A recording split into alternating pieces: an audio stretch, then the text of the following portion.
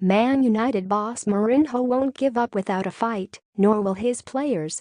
Jose Mourinho will not give up without a fight, and neither, it seems, will his Manchester United players. Much has been said over the past week about whether Mourinho has lost the dressing room, most of it by the manager himself. After 20 years of football, I am still naive, and I still don't believe that a player is not honest, he insisted on Monday. If somebody tells them I was a football player and I didn't give my best, then I change my opinion. There must have been moments in a calamitous first half here where Mourinho questioned his beliefs. When United capitulated timidly before the most mediocre of opposition and the fates conspired cruelly against him at a stunned Old Trafford. No one would suggest that Marcus Rashford missed a point-blank header on purpose. Or Anthony Martial meant to keep passing to opponents in turquoise shirts. Or Mourinho's team planned to grant Newcastle free passage to David De Gea's goal twice in a catastrophic opening 10 minutes. But giving their best?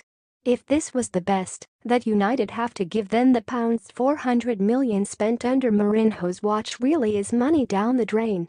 Mourinho used to have the Midas touch too. At that point, the exact opposite seemed to be true. He had made more changes to his team, and they were going backwards.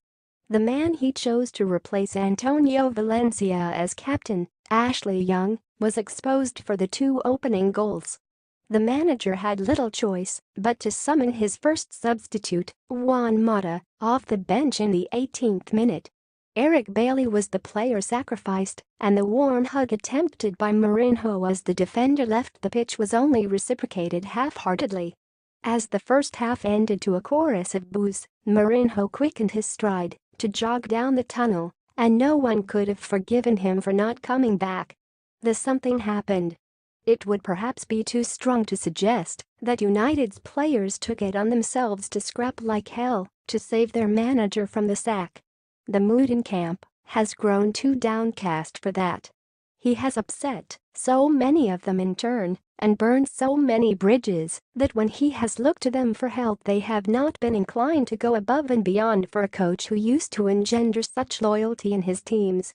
But the United players suddenly found it within themselves to fight back at last against a Newcastle team no doubt shocked to find themselves in such a commanding position and trying to consolidate their lead.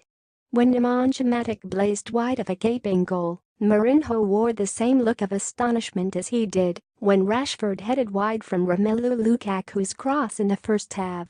But then Juan Mata, Martial, and Alexis Sanchez struck.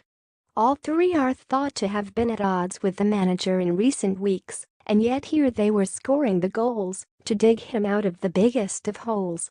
Suddenly at 3-2, and with the 4th official confirming 5 minutes of added time, the jubilant United fans sang Mourinho's name for the first time all day.